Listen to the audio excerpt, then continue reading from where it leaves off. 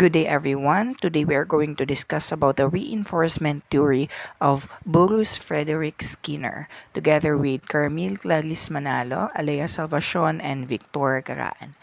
Here is ALEA Salvacion to give you an overview about the reinforcement theory. Overview of behavioral analysis. Number of behaviorists were constructing models based on laboratory studies of human and non-human animals. So it was during the early years of the 20th century, no? Habang sina Freud, Jung at Adler ay nagre-realize sa clinical practice at bago pa man gumamit ng psychometrics para bumuo ng mga theories of human personality, meron ng approach na tinatawag na behaviorism. So ano nga ba yung behaviorism? So yung main idea daw ng behaviorism, yung lahat daw ng behaviors natin ay natututunan natin through interaction with our environment through a process called conditioning. And naniniwala din yung mga behaviorists na yung psychology ay dapat mag-focus sa measurable o yung masusukat, observable physical behavior at kung paano yung mga behavior na to na mamanipulate ng mga changes sa external environment. The most influential of the later theories was V.F. Skinner. So the early pioneers of behaviorism were E.L. Thorndike and John Watson. So kahit na hindi si B.F. Skinner yung isa sa mga early pioneers or founder ng behaviorism, siya yung pinaka-mostly associated sa behaviorist position.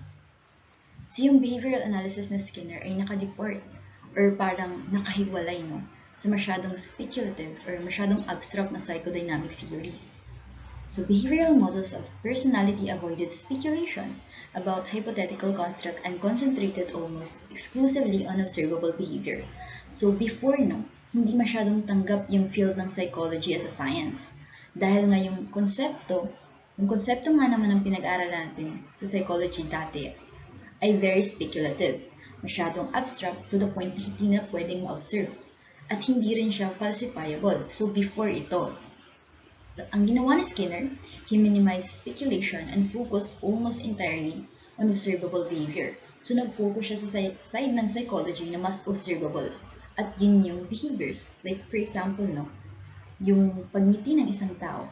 So, yung behavior na yun, nami-measure siya. Like, say for instance, bibilangin mo kung ilang beses mag-smile ng isang tao or kung gaano katagal nag-smile ng isang tao.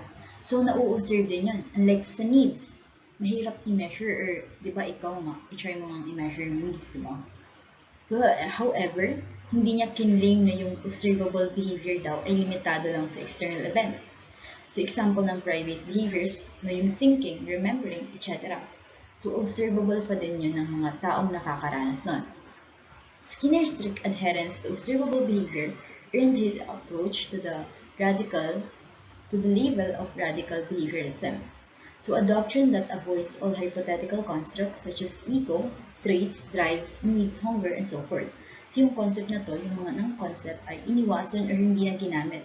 Kasi according to Skinner, hindi naman siya kailangan. So parang sinasabi dito ni Skinner na yung mga nasabing konsepto like yung drives, needs, etc. hindi na kailangan para i-explain yung isang behavior. Skinner rejected the notion of free will. So as a determinist, he rejected the notion of volition of free will. So sabi niya, human behavior does not stem from the act of the will, but like any observable phenomenon, it is lawfully determined and can be studied scientifically. So according to Skinner, yung concept ng free will ay illusion lamang at lahat ng action ng isang individual ay may cause. So ang sabi ni Skinner, bilang isang environmentalist, yung psychology daw ay dapat hindi explain yung behavior na ang basis ay physiological or constitutional components of the organism, but rather on the basis of environmental stimuli. So, nirecognize niya din yung genetic factor. Sabi niya, importante din yan. But insisted that because they are fixed at the conception, they are of no help to the control of behavior. So, the history of the individual rather than anatomy provide the most useful data for predicting and controlling behavior. So Watson took radical behaviorism, determinism, and environmental forces beyond Skinner's conception by ignoring genetic factors completely and promised to shape personality by controlling the environment. So he was very popular in saying this, si John Watson. Sabi niya, give me a dozen of healthy infants, well-formed. At anong gagawin niya sa mga infants na yon?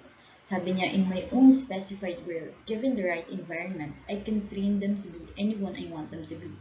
I can train them to be a doctor, a lawyer, artist, merchant, and yes, even into a beggar man and thief So kaya niya daw i-shape yung baby na yun regardless daw of things that are inside the person, such as his talent, penchants, tendencies, abilities, vocation, and race of his ancestor. Kasi nga naniniwala si John Watson na yung human personality ay 100% galing sa right environment. So kung like for example, kung gusto mo maging abogado yung isang bata, then you give him a lawyer environment. So it's all about the environment according to Watson. And external.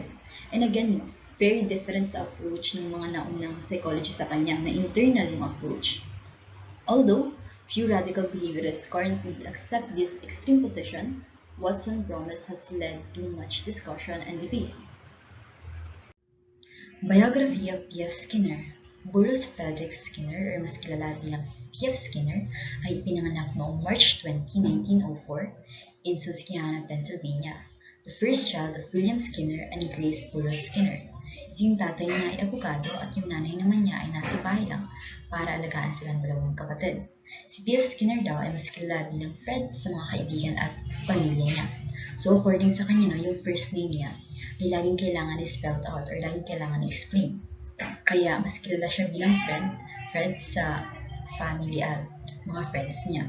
So dinescribe niya yung environment niya growing up as warm and stable. So when Skinner was 2.5 years old, a second son, Edward or Eddie, was born. He began to lose his faith during high school and thereafter never practiced any religion. So lumaki silang magkapatid sa household na may mga expectation at may strict code of behavior na ini-enforce talaga yung nanay nila. So yung paraan ng pagpapalaki kay Skinner, yung nanay niya, yung tendency na i-criticize siya rather than i-praise it as a child ay naka-influence later sa nagawang psychological theories ni Skinner. Yung pag-emphasize ng effectiveness ng reward at reinforcement over punishment in shaping behavior. Ang feeling din ni Fred, nung bata siya, yung parents niya, specifically yung nanay niya, hindi fair, hindi equal yung pagtrato sa kanilang dalawang magkapatid sa pag-impose ng mga strict code nito. Feeling ni Fred, mas mahal ng parents niya si Abby, yet he did not feel unloved. He was simply more independent and less emotionally attached to his parents.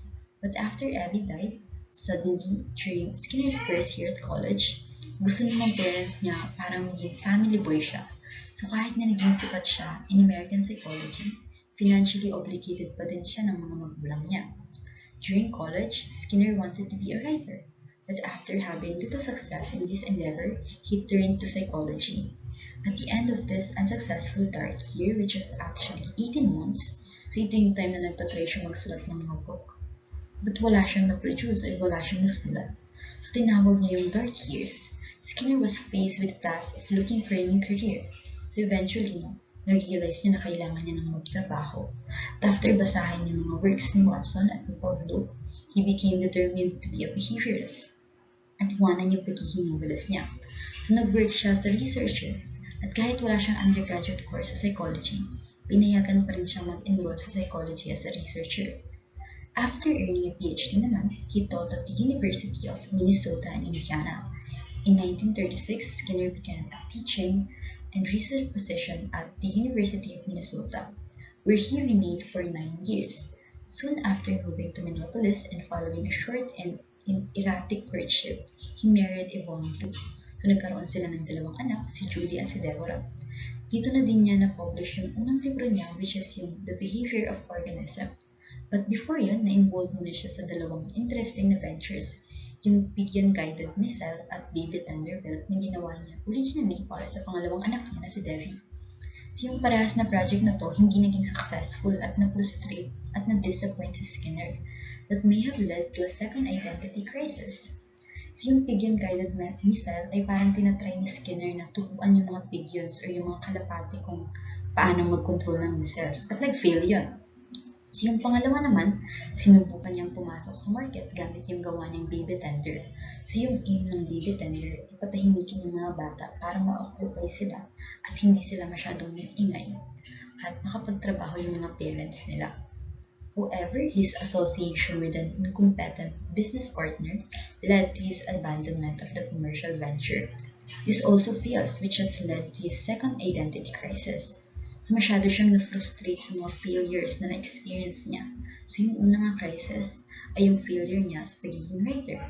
At yung mga naranasan niyang failure, yung nag-udyok sa kanya na mag-take ng break. Noong summer ng 1945, habang nasa bakasyon siya, sinulat ni Skinner yung Walden 2, a utopian novel that portrayed a society in which problems were solved through behavioral engineering. This book served as his catharsis and he became more productive ever since. So dito niya na in-express yung philosophy niya sa scientists and psychologists. Walden 2 was also become his benchmark in professional career. So hindi niya na kailangan ma-involve sa mga at mag-confine sa mga pag-aaral ng lab rats or yung sa kalapate. But thereafter, he would be involved with the application of behavioral analysis to the technology of shaping human behavior. So dito niya nakita kung ano ba talaga siya as a psychology major. And doon niya na-realize na radical behaviorist nga siya. So what is radical behaviorism? So radical behaviorism is basically saying that everything we do is learned through the enforcement. So parang sinasabi nito na walang free will yung tao. So sinasabi na yung lahat ng behavior natin is basically effect yun ng environment sa kanya. He died at the age of 86. So on August 18, 1990, Skinner died of leukemia. 1 week before his death, he delivered an emotional address to the American Psychological Association, or APA, convention in which he continued his advocacy of radical behaviorism. Precursor to Skinner's scientific behaviorism. So bago yung theory ni Skinner, may mga naunang study na sa kanya, si Edward Thorndike at si John Watson. So modern learning theory has roots in the work of Edward L. Thorndike. The first psychologist to systematically study the consequences of behavior was Edward L. Thorndike, who worked originally with animals. So he stated that responses followed by a satisfier tend to be learned. Thorndike observed that learning takes place mostly because of the effects that follows a response, at tinawag niya tong theory na to na law of effect, na kung saan may dalawang port. So the first stated that responses to stimuli that are followed immediately by a satisfier tend to be stumped in. The second held that responses to stimuli that are followed immediately by an annoyer tend to be stumped out.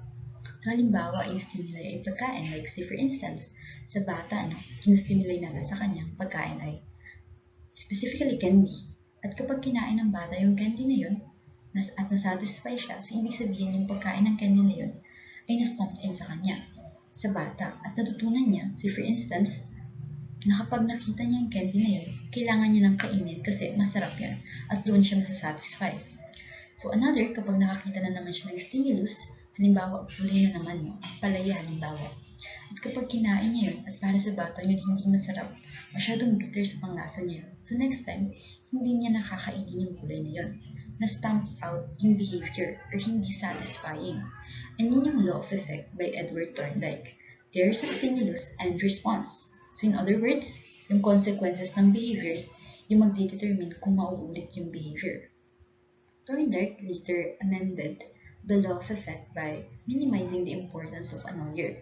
Kasi according din sa kanya, hindi laging napipredict ng annoyers yung behavior.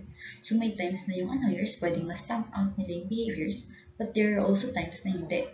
So Skinner also agreed with Thorndike that the effects of rewards are more predictable than the effects of punishment in shaping behavior. So influenced by John Watson, who argued that psychologists must deal with the control and prediction of behavior. So a second and more direct influence on Skinner was the work of John D. Watson.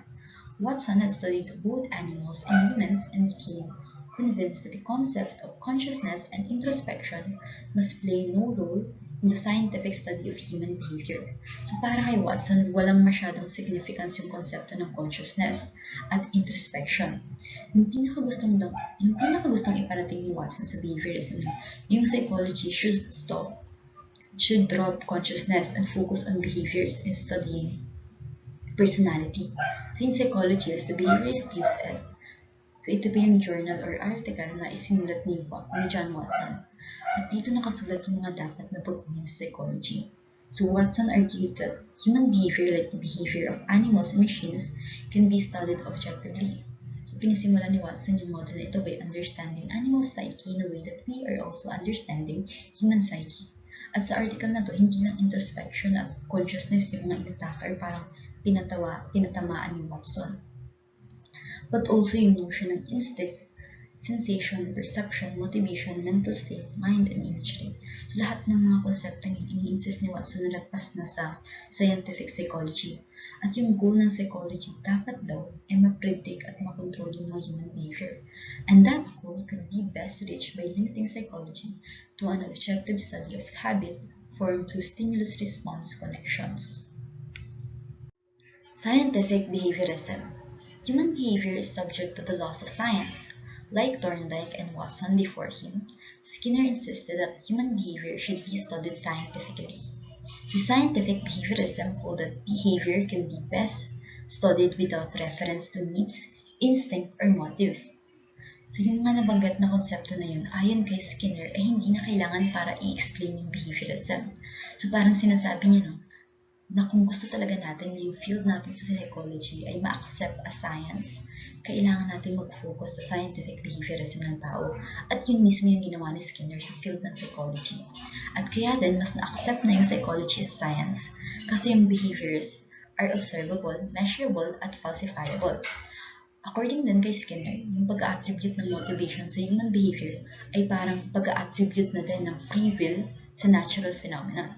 So yung binigay niyang parang logic dito, no, ni Skinner, yung wind daw, hindi yung umiikot dahil gusto niya maging windmills, or yung bato, hindi yung gumugulong pababa dahil nagpo-possess ito ng sense of gravity, and yung ibon, certainly hindi nagmamigrate dahil lang mas gusto nila yung klima sa ibang regions. Yung mga scientists na mas madali nilang natanggap yung idea na yung behavior ng hangin, rocks, at even yung birds ay hindi dahil sa internal motive nito, pero pagdating or kapag pinag-uusapan ng personality theories, yung mindset agad nila ay yung taong motivated ng mga internal drives nila. And yung pag-unawa sa internal drives na ito ay mas essential. So hindi sumang-ayon si Skinner doon. Sabi niya, why postulate a hypothetical internal mental function? Sabi ni Skinner, hindi naman daw kumakain yung tao dahil gutom sila. So yung pagkagutom na nararamdaman natin ay inner condition lang ito. So, ibig sabihin, hindi yun directly observable. So, hindi yung pagkagutom yung reason kung bakit tayo kumakain. If psychologists wish to increase the probability that a person will eat, then they must first observe the variables related to eating. So, halimbawa, kung ang pagde-deprive sa isang tao sa pagkain ay mas nakakapagpataas ng possibility na kumain siya, pwedeng yung mismong tao na yun i-deprive mo sa pagkain para ma-predict at ma-control yung mga susunod niyang behavior sa pagkain. And if we will look at it in a psychological perspective, the reason why we do things is not necessarily because we want to do things or dahil may unconscious drive na nagsasabi sa'yo na, oh, ganito gawin mo. Hindi raw ganun. So may reason kung bakit natin ginagawa yung mga behavior na yun, and it's not because we just want to do it. It's because there is something that forces us to do it, katulad ng stimulus response and reinforcement. Although Skinner believed that internal states are outside the domain of science, he did not deny their existence. Such conditions as hunger, emotion, values, self-confidence, aggressive needs, religious beliefs, and despitefulness exist, but they are not explanation for behavior. To use them as explanation not only is fruitless, but also limits the advancement of scientific behaviorism. So for my topic, we will be discussing conditioning. Conditioning is a process of emitting or eliciting behavior from an organism with the help of stimulus that is effective in evoking a response, and a response that increases with stable environment. Conditioning has two types. The first type is classical conditioning. It is a type of conditioning that is done when you paired a conditioned behavior towards an unconditioned behavior to produce a desired characteristic. An example of that is the case of Little Albert. It is an experiment done by John Watson and Rosalie Rayner to an 11-month-old baby named Albert who never showed fear during his 9 months. What they did is they showed him a rat, which he did not show some fear, and then they decided to struck a bar behind him while looking at the rat to produce that fear. They did that continuously until the fear stayed with Albert, and even without the bar, Albert elicited a fear from the rat. And after that, they showed him block that is completely different from the rat, which means that the block did not elicit fear from Albert.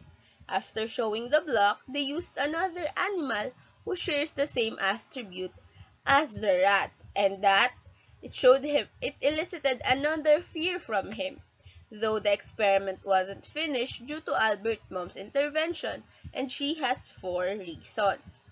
The first reason is infants has few innate fear of animals.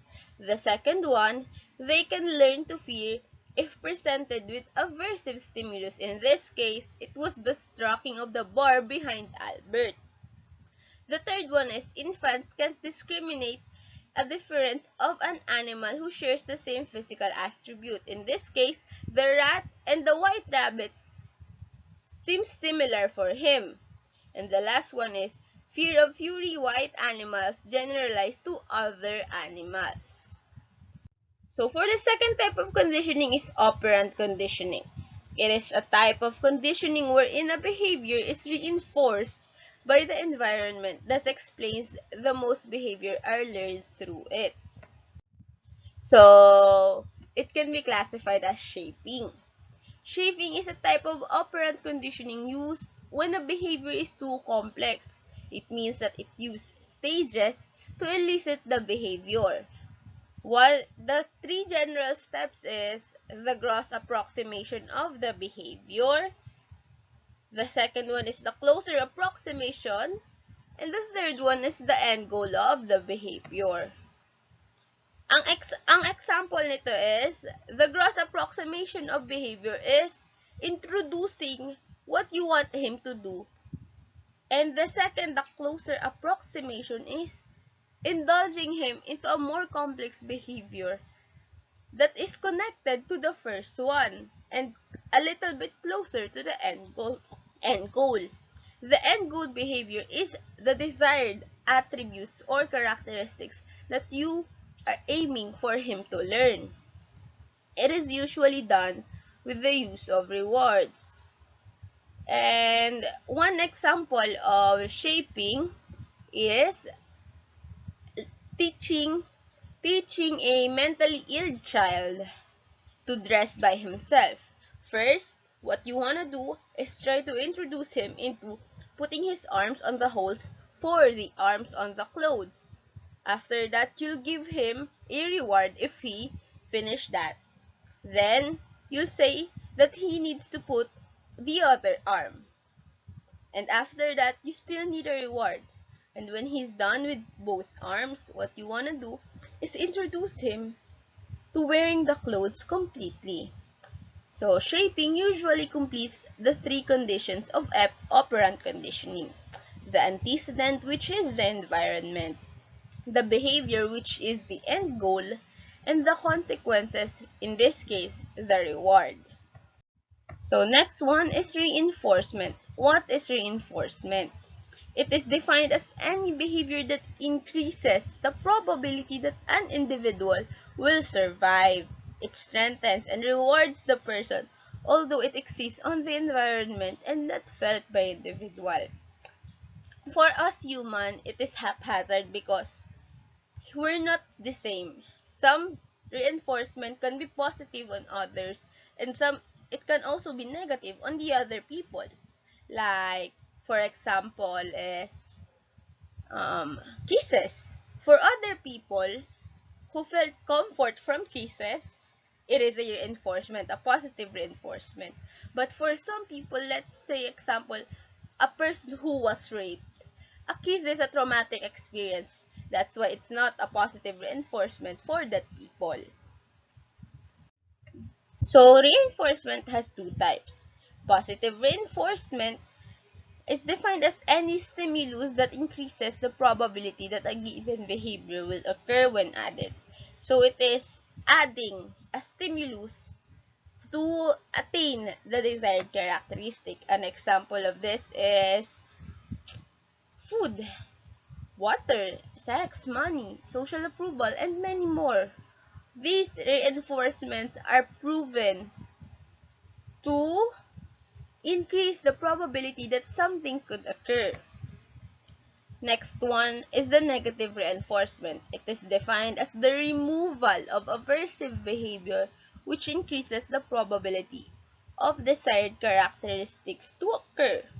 An example is remove eating to remove hunger. The aversive stimulus or behavior is hunger. Diba? You eat to remove hunger. So, there are classifications of reinforcement. The first one is conditioned reinforcement. It is defined as environmental stimuli which is satisfying when associated by primary stimuli. Thus, it is also labeled as secondary stimuli. One example is money. Money itself doesn't have value as a reinforcement. But if you use your money to buy food, which is a primary stimuli to remove hunger, it becomes satisfying.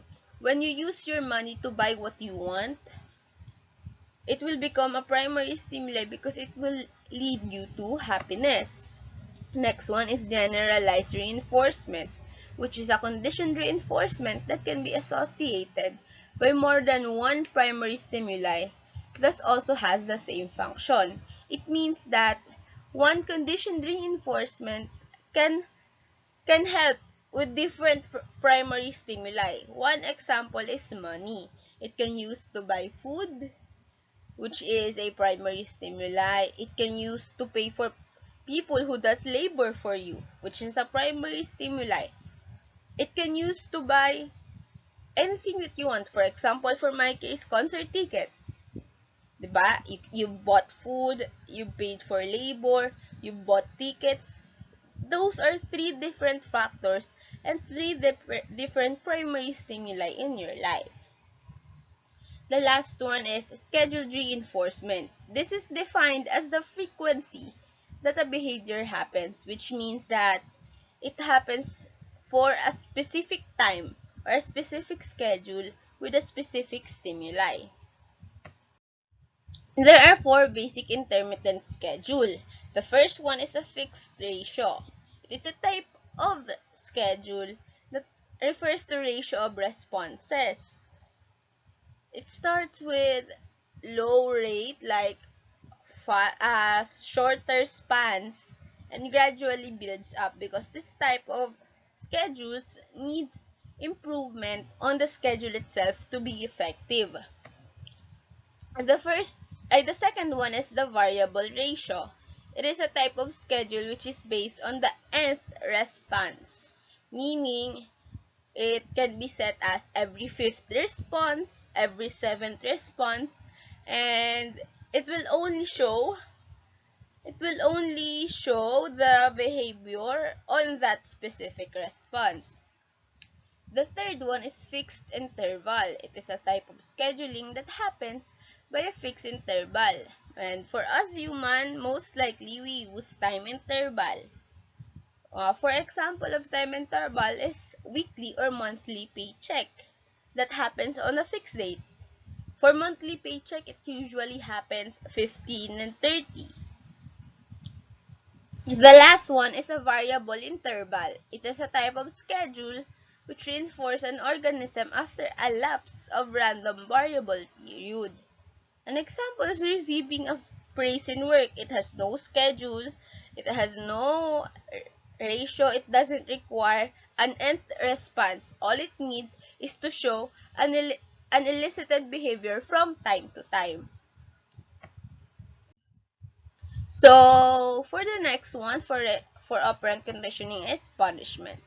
It is a representation of negative reinforcement where it doesn't strengthen or weaken the reinforcement but lessen the probability of the afterwards. So, it happens when you remove something to lessen the probability that another something could happen. It has three different effects. The first one is it prevents an organism to behave, and when successful, it will completely stop the behavior that will still do something, meaning Even if you stop an organism to do something that is not desired, there are still effects, or there are still other things that a behavior that an organism could do. Next one, conditions negative feelings by associating a strong aversive behavior when being punished. Punishment tends to put aversive behavior just to stop an undesired behavior. Thus, it could elicit something from that organism. The next one is the effect itself of punishment can spread because a punished person may fantasize doing it to another person or even on animals. This means that if you have received a punishment, you'll have this mindset that it could be fine.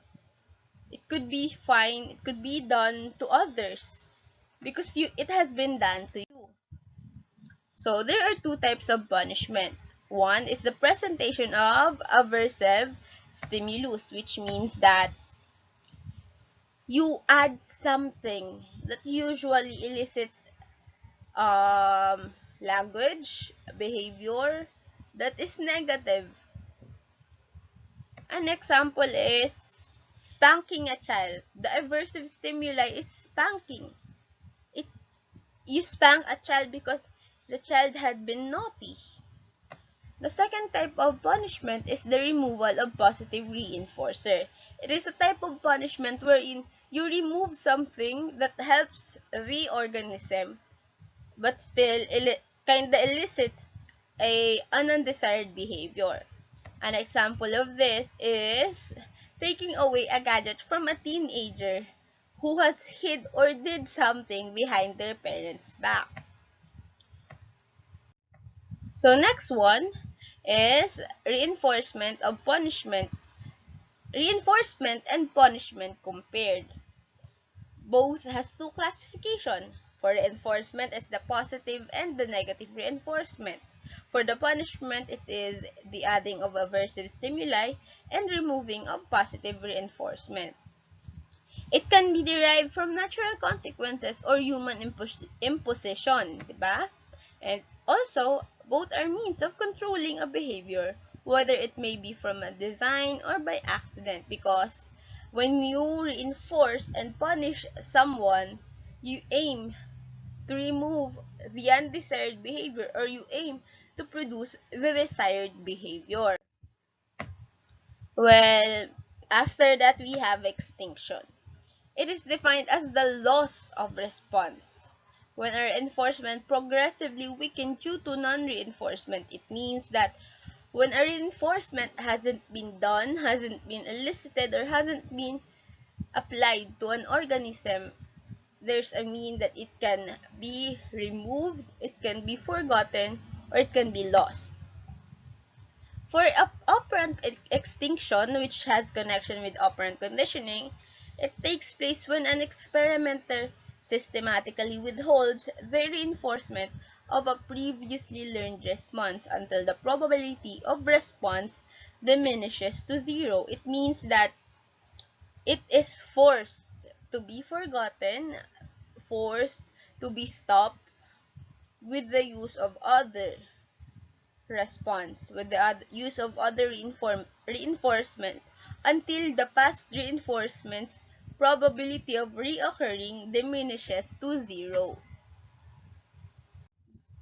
So for that, we have human organism. Human organism is a sensitive part of the reinforcement theory because reinforcement theory started with animals. That's why it has been a sensitive topic for psychologists to include the human organism as a subject for reinforcement theory. But according to natural selection, the personality is a product of a long evolutionary history affected by both genetic level and personal history. Meaning, personality cannot be shaped by one go, by one click. It takes process. It takes process to be elicited. It also states that what survives from the list of personalities that we have are the ones that are beneficial and used. And when it is not used anymore, it won't survive anymore. Meaning, even if it survived on the first few days, if it became unusable and beneficial for us, it will be forgotten, it will be lost. The next one is cultural evolution. It is said that humans do not make cooperative decisions to do what's best to survive, but those societies whose members behave cooperatively tended to survive. Thus explains the fact that culture only survives when it's beneficial. Meaning, when you're in a group or in a society, what you do is you work cooperatively to survive and to show what is needed and what cultures can possibly beneficial to the future you. So for inner states, it is the existence of feelings such as love, anxiety, and fear, such as the self-awareness, which explains that humans aren't just conscious. Skinner believed that we aren't just conscious, but we are also aware that consciousness is a part of the environment and a part of us as a private individual. Factors of awareness can number one be drive. Drive is usually the effects of deprivation and satiation. The next one is emotions, a factor that behavior can be associated with. Third one and fourth one is the purpose, which is physically felt stimuli that is the reason for the behavior, and intention, which is a physically felt stimuli that is similar to purpose. So first, drive, when you are deprived, it gives you the urge to do something. When you are satisfied and it has benefits for you, you are still driven to do something. And for emotions, most of us are helped by our emotions. Most of our base what we do with our emotions. And for purpose, of course, we only do things if we want to and we have reason for. That's purpose and intention. So for complex behavior, it says that behaviors that are shaped by both the natural selection and cultural evolution, which includes higher mental processes, creativity, and social behavior. Well, the control of human behavior, it is a process that can be because of the environment, society, another individual, or oneself, but the responsibility will fall under the environment. It says that it means that when you control a human behavior, it can be caused by different things, but the responsibility of the control will still fall under the environment. There are two types of control. The first one is the social control. It's a control on members of society using collective means such as laws, unwritten laws, customs, or culture, which exerts physically beyond the lives of the individual because it affects the whole society. The third, there are four ways of control. The first one is it occurs through four principal methods of operant conditioning, which is negative reinforcement, positive reinforcement, adding of aversive stimuli, removing of positive reinforcer. This can also happen with the involvement of language and threats and promises. If you are talked to with the use of illicit language, it can produce fear. It can stop a behavior. When you are threatened, you can you can be forced to not do something. You can be forced to control yourself. And promises, when you are promised, you tend to do something in hopes that that promise can be attained. The third one is deprivation and satiation. Like what I have said, when you are deprived, you are driven to do something. That's why in other groups, you are deprived of something for you to be able to do what they want. Or you are satiated because when you are satiated or satisfied, you tend to believe someone who has satisfied you. And the fourth one is physical restraints. Physical restraints is usually hiding you in a cell, putting you behind bars, and telling you that you can only go out of that cell or bar if you would follow them. The second type of control is self-control.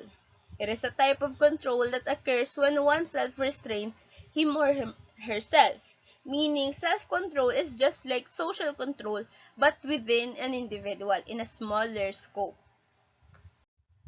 There are 5 ways of self-control. The first one is the use of physical aids, such as tool. One example of tool is a rope. When you tie yourself to stop doing something, machines. When you drove yourself away to avoid doing an undesired behavior, and money. The second one is changing the environment to increase the probability of desired behavior. Meaning, if you environment is a big factor for a behavior to happen. That's what Skinner has believed. Meaning, if you try to move places wherein the stimuli of the undesired behavior is not present, you can possibly stop that undesired behavior, or you can possibly help a desired behavior. Arranging of environment to avoid aversive stimulus by producing a proper response. Meaning, if you fix what is happening within you and around you, it can help to the removal of the aversive stimulus. The fourth one is use of drugs and alcohol as means of self-control. This is a negative way of self-control. Drugs may stop you from, for example, those kids under the bridges and on the streets, they use rugby. They sniff rugby because they're hungry and they don't have the means to buy food. So when they sniff the rugby, they felt like they're full, that they don't need food anymore.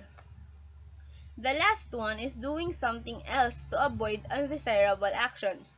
It's doing something to make yourself feel like you're not needed for that undesirable action, that you don't need to do something, or you are focused on something else. So the next part of the report will be done by Victor.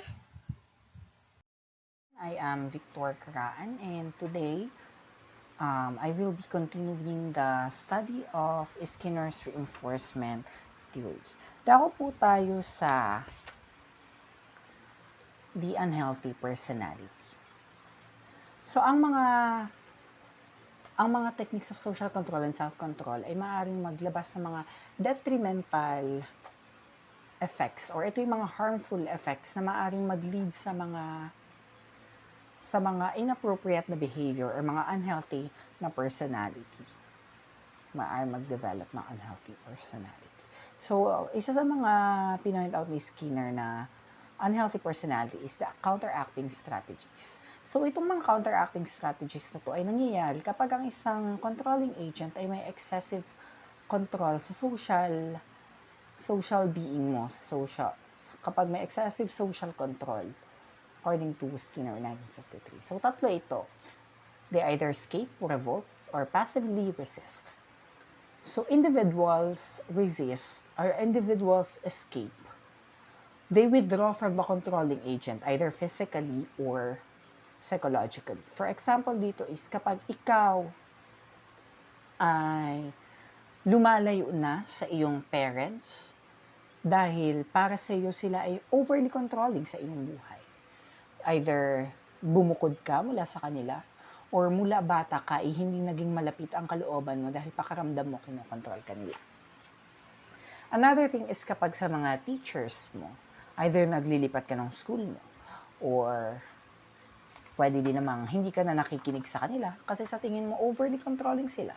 That's how you escape. You withdraw from them. Now, the next thing is you revolt. Isa sa mga pinakamagandang example nito is the EDSA Revolution.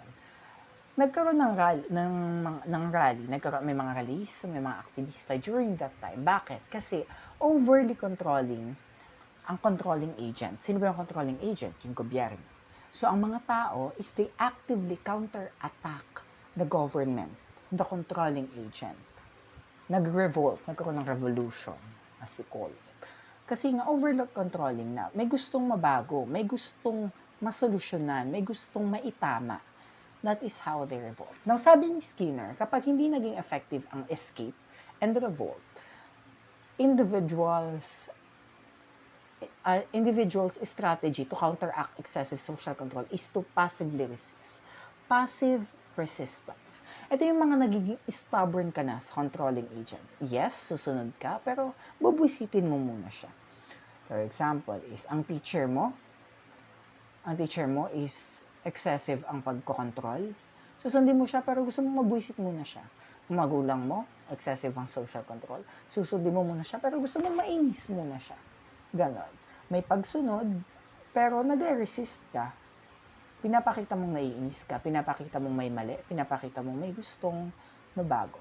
So again, according to Skinner, 3 strategies for counteracting excessive social control. Escape or to withdraw, revolt, to actively counterattack, or passive resistance is stubbornness to controlling agent. Next, nabanggit natin ang inappropriate behavior. Sinasabi ni Skinner na ang inappropriate behavior ay mga behavior na galing sa mga self-defeating techniques of counteracting social control or mga unsuccessful attempts ng self-control. Kapag hindi naging matagumpay na kinounter mo yung social control or hindi naging makatagumpay na kinontrol mo yung sarili mo. Ito ang mga classification ng inappropriate behavior.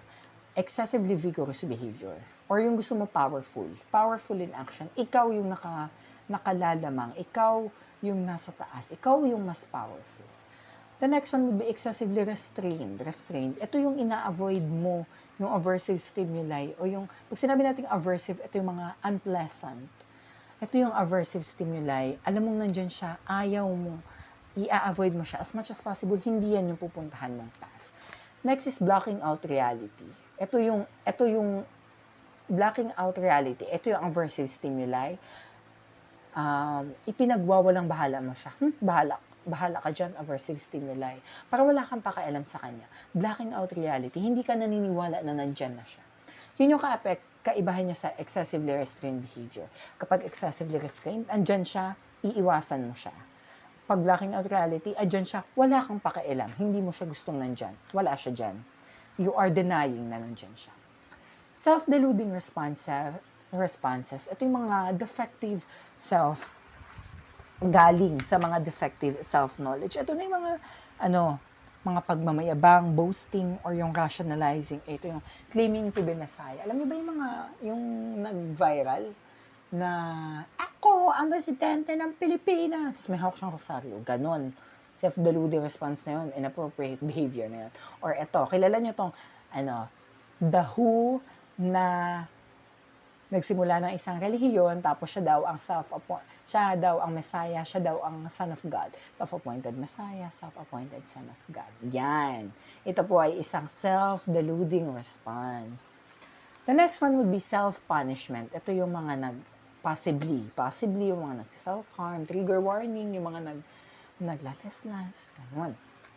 Ito yung mga, pwede din yung mga kakilala ko dyan, nagbo-boyfriend, tapos makikipag-break para heartbroken daw sila, ganun, nag-arrange ng mga environmental variables para ma-feel yung stimulus na maging broken.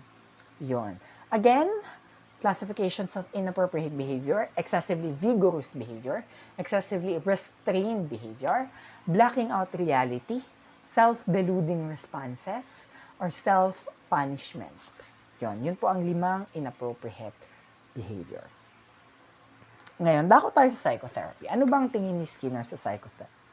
Naniniwala siya na ito ay isang malaking obstacle.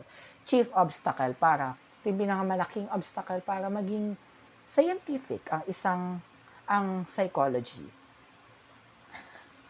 Now, bakit niya nasabi yun? Pero nevertheless, na sinabi niya yun, naniniwala siya na ang pag-shape ng behavior ay hindi lamang may impact sa behavior therapy, pero nag-extend sa lahat ng therapy, hindi lang sa behavior therapy.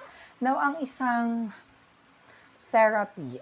therapist ay isa daw controlling agent. However, katulad ng mga binanggit natin kanina, kasi mga controlling agent na nabanggit natin kanina, mga excessive social control Itong mga therapist na to, as a controlling agent, is mga permissive therapists. They are different from the punitive authority figures na nabanggit natin kanina. Pag sinabi natin punitive authority figures, ito na yung mga nakakasakit. Yung mga binanggit natin na may excessive social control. Yun yung mga figures na yon. Ngayon, ang mga therapists as a controlling agent, ito naman yung mga permissive na therapists. Ngayon, sinasabi natin na ang non-behavioral therapist, sinasabi ni Skinner, ng non-behavioral therapist ay nakaka-apekto sa behavior accidentally. However, yung mga behavioral therapist directly, ito yung goal nilang mapakialaman, ito yung goal nilang maitama. Ngayon, yung mga traditional na therapist, generally, na-explain nila na ang behavior ay nag-resort sa mga fictional constructs. Ano ba itong mga fictional constructs? Ito yung mga defense mechanism, striving for superiority, collective unconscious, and self-actualization myths. However, sinabi ni Skinner, naniniwala siya na itong mga defense mechanism na to, itong mga fictional construct na to, ay mga behavior na accounted for by learning principles. Walang therapeutic purpose that is served by postulating explanatory fictions. Yan. So, sinasabi niya, nag-reason siya na kung ang behavior ay na-shape by inner forces. Itong mga inner forces na to ay may mga force din na responsable. Itong mga inner forces na to, itong mga inner cause na to, ay may mga force na responsable. Ito ang inner cause, ito ang inner cause, ito ang inner force. Habang ginagawa niya to, saka nabubuo itong inner cause na ito. Ganon. Ngayon, check natin yung mga related research na to. Skinner's ideas had been used in a multitude of studies. Madaming nag-emerge na studies, related studies, generally concerned with mutual influence between personality and conditioning. How personality affects conditioning, how conditioning affects personality, tsaka yung mutual influence nila. Ngayon, tignan natin yung how conditioning affects personality. Personality change occurs when new behaviors become unstable over time. The major goal of therapy is to change behavior. When Skinner discussed changing long-term behavior, he never really discussed changing personality. Ito, di ba, katulad ng sinabi natin, kapag naging stable na yung bagong behavior, for example, itong specific behavior na to is nangyayari na for a month, for a year, ito na is nagiging personality mo. And ang goal ng therapy is mabago ang mga behavior in order to form a new personality. Change behavior, form new personality. Pero nung diniscuss ni Skinner itong long-term behavior na to, hindi niya na-discuss itong pagbabago ng personality na to. Yan, Skinnerian condition assume that reinforcement shape behavior. So may study si Jennifer Tidy, Susan O'Neill, and si Stephen Higgins noong 2002 na nakakaapekto ba ang D-amphetamine as a reinforcement na ito yung stimulant, yung D-amphetamine. Nicotine can become even more reinforcing in the presence of stimulants. Nagiging reinforcement ba yung pag-i-smoke? Nagiging reinforcement ba yung pag-i-smoke sa pamamagitan ng stimulant, which is yung D-amphetamine. Therefore, reinforcers can change their value over time in combination with other stimuli. So, yun yung naging result ng study. The more na may dosage ng D-amphetamine, the more na may stimulant, which is D-amphetamine, the more na nare-reinforce yung pag-i-smoke. Mas mataas yung stimulant, mas mataas yung chance na manigarilyo. Yun yung naging ano. Ngayon, how personality Ngayon, di ba sinabi natin, how conditioning affects personality? Again, personality change occurs when your behaviors become stable over time. How personality affects conditioning? Different people respond differently to the same reinforcement. Effects that the amphetamine has on smoking using two different reinforcements, cigarettes and money. Ngayon, ni-replicate ito ni Stoke, ano ba pangalan nun? Ni Stowe, ni Stacy Sigmund. At ni-replicate niya tong study na to. Ngayon, sa study naman niya, ganun din naman, pero ang ginawa niya, kailangan pinag-work niya ng isang locomotor activity para depende kung gaano kadaming locomotor activity yung magagawa sa dami ng cigarette. Ngayon, ang gusto niyang i-prove dito, kung kapag nagbigay siya ng D-amphetamine, nag-dosage siya ng D-amphetamine sa isang individual, mag-work ba siya more para mas madami yung ma-smoke niya? Ngayon, ang naging ang reinforcer dito is yung cigarette tsaka yung money. Mas madaming locomotor activity, mas madaming cigarette, mas madaming money. Ngayon, ano naging result?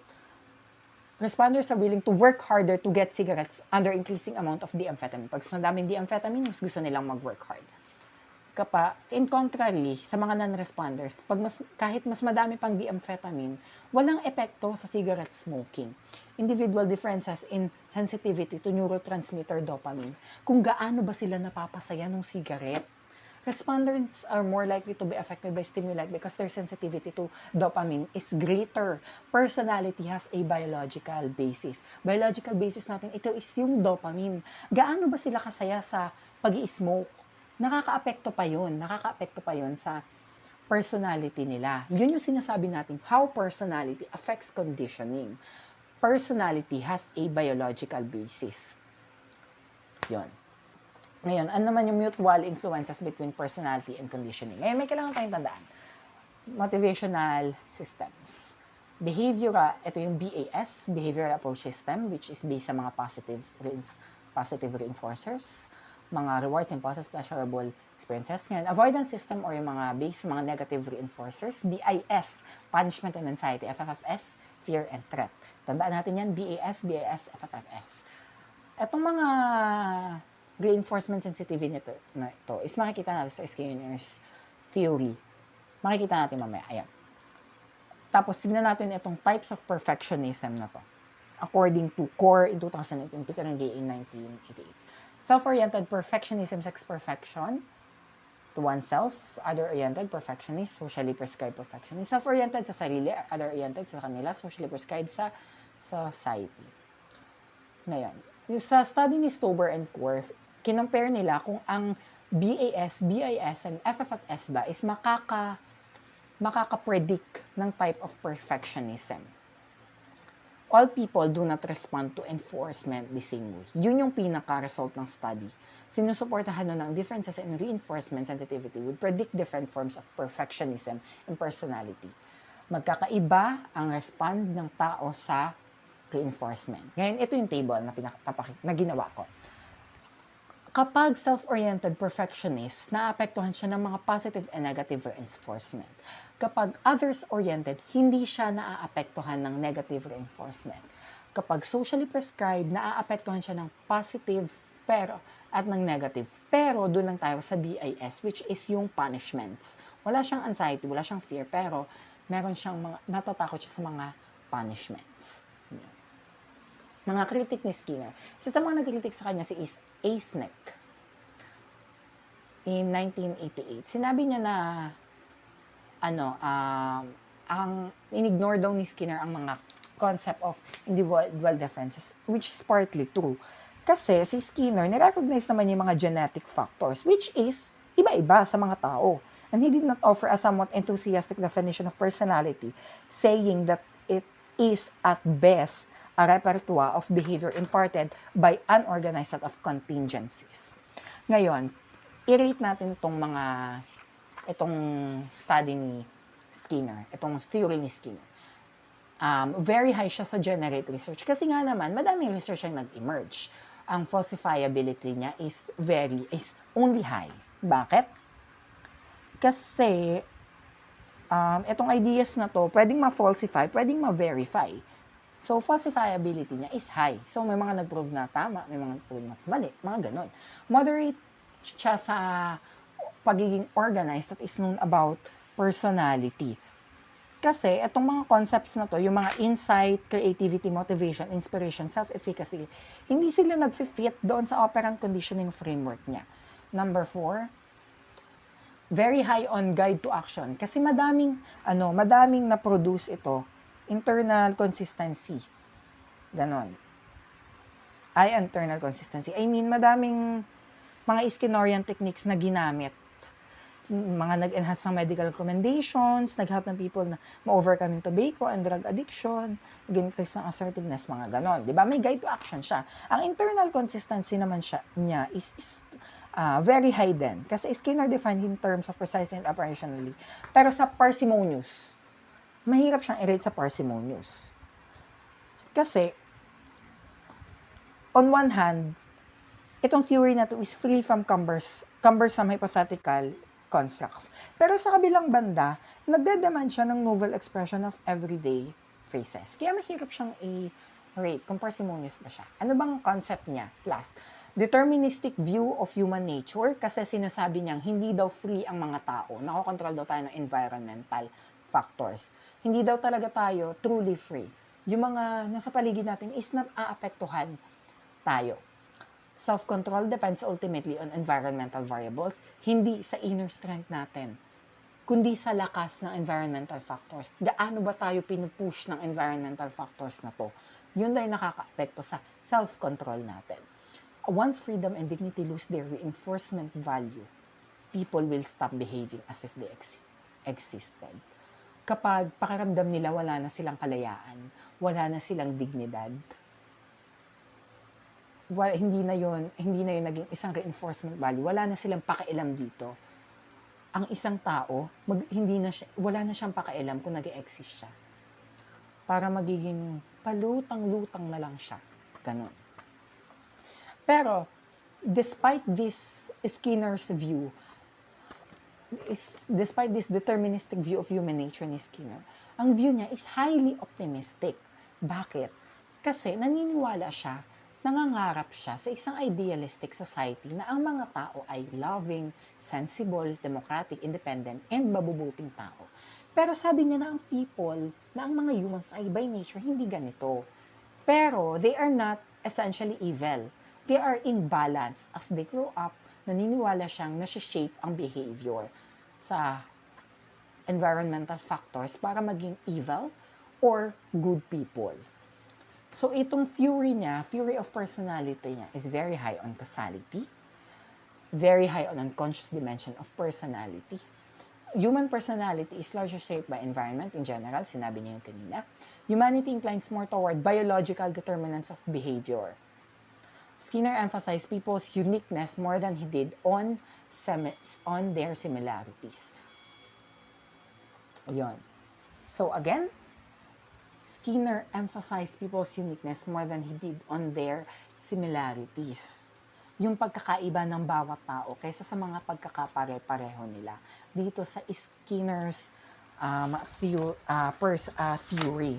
Itong kanyang theory is nag-focus sa mga pagkakaiba-iba ng mga tao. Itong kanyang behavioral analysis. Itong kanyang theory of personality. So, I think that would be all. Again, thank you for listening. I am Victor Caraan. Together with Carmille, Clarisse Manalo, and ALEA Salvacion, we thank you for listening to us.